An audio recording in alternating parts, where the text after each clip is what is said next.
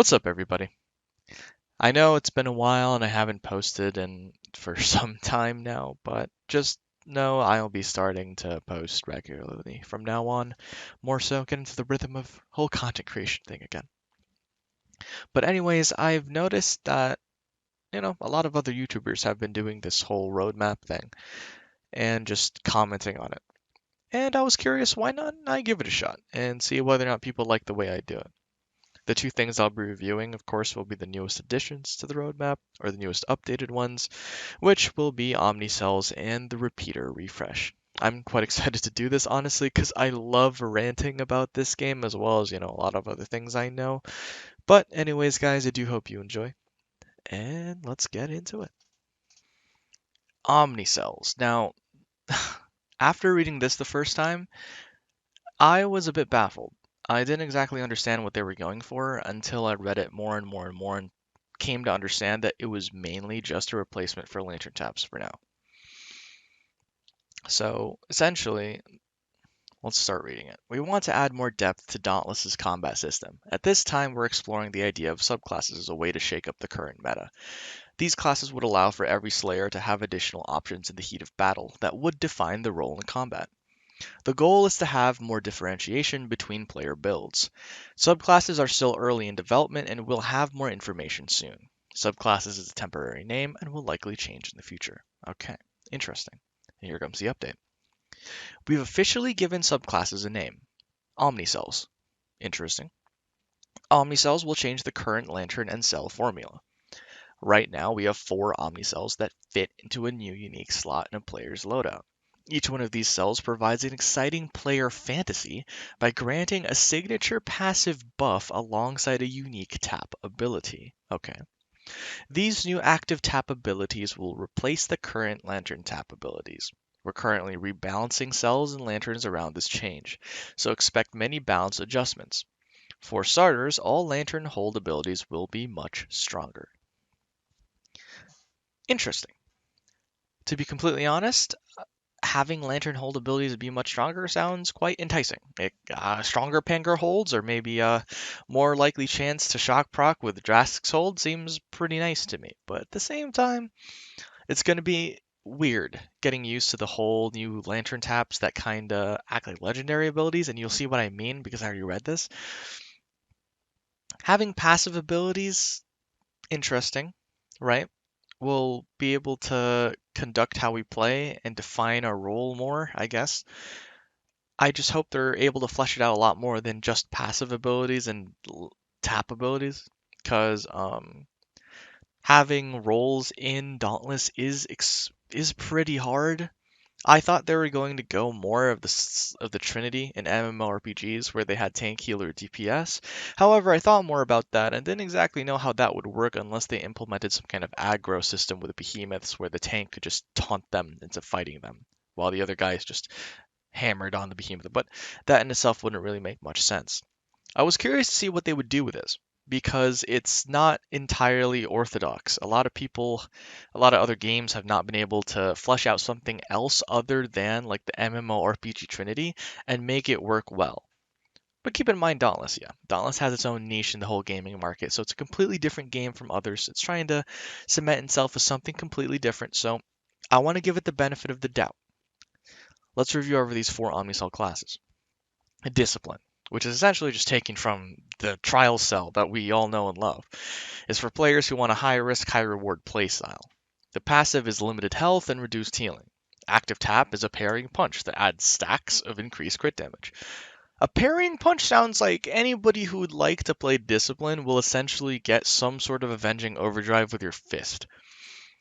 Having it add stacks of increased crit damage is quite interesting. However, certain weapons that have to deal with combos, it might act kind of like Pulse, where you have to time your attacks or have to work at being able to get into a whole cycle or rotation where the highest hitting attacks are what gets the stacks of crit damage. Of course, we'll have to see how long these stacks last. I'm assuming they get expended in the next attack, but I could be wrong. The whole limited health and reduced healing thing is interesting. It's not exactly like the original Discipline, other than the limited health, but reduced healing. I guess we'll see. Let's see how good the parrying punch is for this whole Omnicell play style. It could be that good. We'll see. Bastion is for players who want offensive and defensive versatility.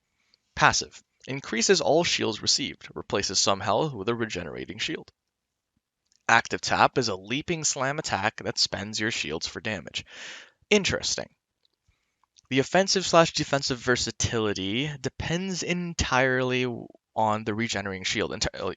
What I mean is that this versatility between offense and defense could be balanced based off how much you get in terms of shield regeneration, but at the same time, it could overcompensate for shield regeneration. I guess we'll see in terms of balancing stuff. But this class seems okay.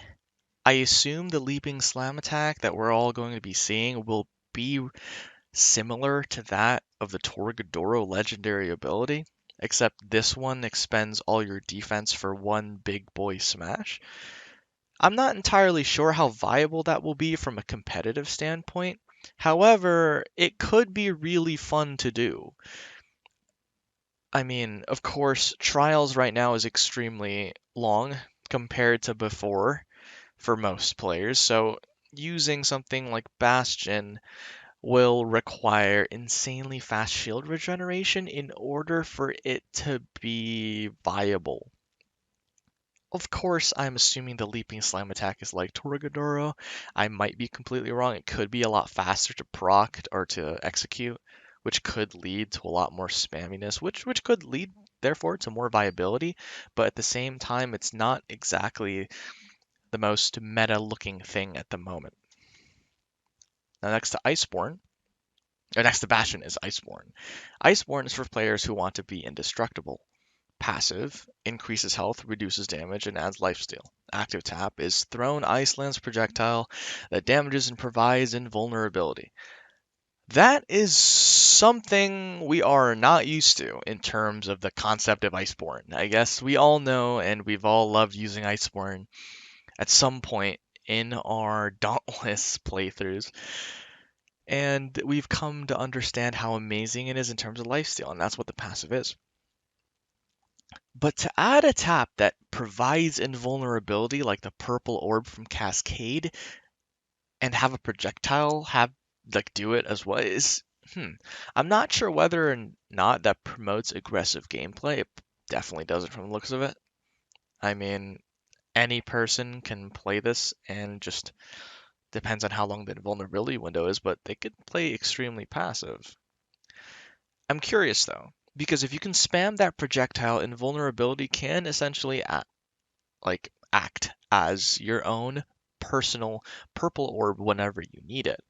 And an ice lance projectile sounds like it does frost damage, so it could lead to a frost proc, depending on how much you can spam it. So I guess we'll see. Iceborn could be incredibly OP. Assuming that the cells that we have right now are still in play when these come out, it would be kind of hard considering we don't have half HP anymore because Discipline was converted to an Omnicell. But just knowing that we could have invulnerability and a possible frost proc chance with his active tap makes Iceborn a lot more viable than the other two that we've seen. Well, not a lot more viable than Bastion, I'm pretty sure. Discipline, we have yet to see. Wind Fury is for players who want high mobility and attack speed. I guess my type of thing. Passive, it increases damage for every mobility perk applied. Successful dodges add an active tap stack. Active tap, teleport a short distance and deal AoE damage on exit. When I first read this, I was pretty disgusted, I will not lie to you. Having the ability to teleport a short distance and deal AoE damage on exit sounds pretty much like Cruel Rift Strike, the worst special for Chainblades. And, you gotta understand, this whole idea of Wind Fury isn't exactly based on, it doesn't take that much of a player's loadout. It's just essentially the Lantern Tap as well as a passive. Assuming we still have a unique, we still have utility cell slot for this Omni Cell or whatever, even if we don't. This is a lot more potent than Koshai's Bloom. We have a way to close distance with any weapon where you can teleport. And I mean, assuming there's a lot of mobility and attack speed that's necessary for this build to be even close to being viable, if given enough mobility cells, it does about close to enough damage, maybe a little bit less maybe than discipline, who knows, we'll see. Being able to teleport and close the distance without having to expend stamina or meter is quite interesting. It could be quite awesome. Quite nice, quality of life type of thing. I'm curious to see how it works. And hell, it could give Axe a lot of mobility, who knows? Depending on whether or not successful dodges add more of a... It depends on what the tap stack is. Because an active tap stack, I hope, doesn't apply to the AoE damage and exit. I hope it applies to reducing the cooldown of the teleport. Because if that's the case, that's going to be a fun time, I think. But yeah. From the paragraph in the bottom, you may notice that some of these cells were previously in game. We took build-defining cells like Iceborn and Discipline and converted them to Omni Cells. We believe all 4 Omni Cells represent a core power fantasy that defines the Slayer's playstyle, and these are just the beginning. We intend to roll out Discipline, Bastion, and Iceborn first. Wind Fury will follow. After that, we will be exploring more Omni Cells. So it's quite interesting, right? This is their way of providing more variation in terms of playstyles and giving more room for people to theorycraft as well as create cool builds and whatever, right? It's cool. It's interesting. But at the same time, this needs a lot more depth than what we're seeing right now. In order for this to actually define someone's playstyle and not just have everyone kind of pile onto discipline because, when they're good enough, they don't really need any of these other ones, they need to make these a lot more worthwhile. And I see that in Iceborn. Maybe in Wind Fury. I'm not sure about Bastion, and I'm not entirely sure how else they're going to approach this whole idea when they've already covered a big portion of what they've already had as the core concept of cells. On top of that, the rebalancing or the reformatting of the cells, like the cell rework, they're going to have to conform to this idea. Every time there's a new playstyle, they're going to have to, I assume, cells will be universal among all Omni cells, like the normal cells we all know and love.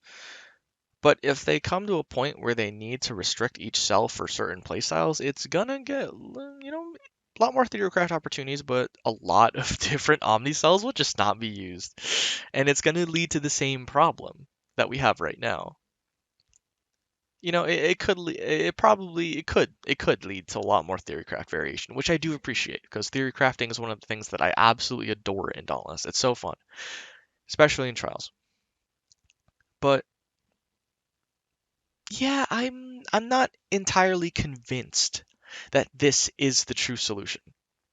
Could be a solution for now, and we could see more of what they plan to pack. But right now it's all speculation.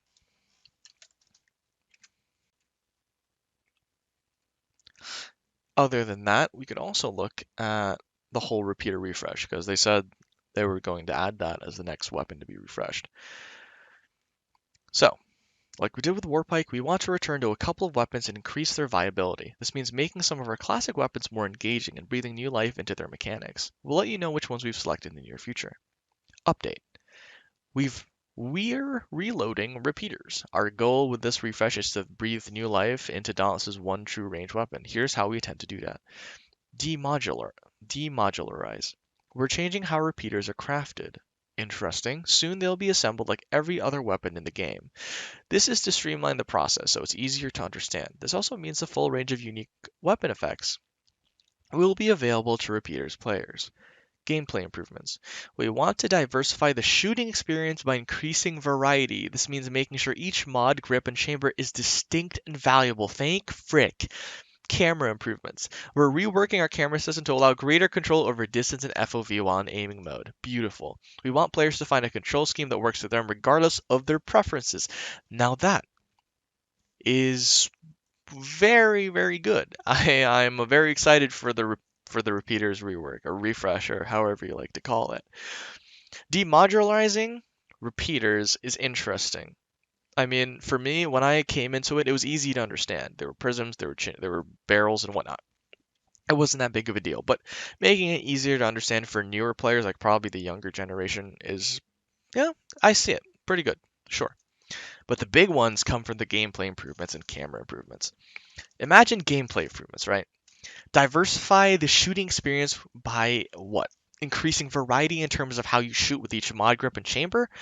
I'm curious on what they plan on implementing for their shooting range thingies. Like, it could not just be just pew pew repeaters. It could be what, missile launchers, like more so than what we got right now with full bore or salvo chamber. It could be a full on shotgun spread as your default shot. It could even be a full on sniper rifle type of idea because we're bringing in the bow. Who knows? I'd like to see what they come up with. Even burst shots would be possible. And I'm curious to see how viable it would be to use each one from a trial site. Like, there's going to be a lot that you could experiment with now, and repeaters could be a lot more viable than before. Rather than just being a part focus weapon, it could end up becoming a lot more of a core damage weapon that, or even better elemental proc chance than other weapons, type of weapon that kind of fits in the group composition. I'm curious to see. It's very interesting because they're finally listening to people who play repeaters. It's been so long, and they're giving us this. I'm curious. Camera improvements, that's also been a thing that's been a lot. That's been like the main gripe for a lot of people. Having to be zoomed in and not being able to see anything other than your restricted little camera thing. And I respect that. I remember there would be a random bug that would occur during certain escalations, like way back when, like a few months ago, where the camera would actually be set like how you would do a normal weapon. Like it would be set to your actual FOV and your camera distance. And I played like that, tried aiming like that. It felt a lot better. I will not lie to you, it felt a lot better than doing the whole zoomed in thing. But at the same time, giving players the ability to customize based on their own preference is something that they should be going for from the first place. And I'm really glad they're taking the initiative and doing that right now. Even though it's been a while, better late than never. It is very cool. I'm very excited to see what they come up with the whole repeater refresh. I'm still very, very nervous about how they're planned to implement Omni Cells and in turn put in the whole cell rework and all this and change the whole power system. Now that is a massive change that could hit or miss, and I hope they understand what they're doing so they don't just completely lose the trials community. A lot of good trials people have left because of some of the end game stuff they've done, but a lot of it tends to not be exactly their intention, so it's understandable. We'll see how it goes.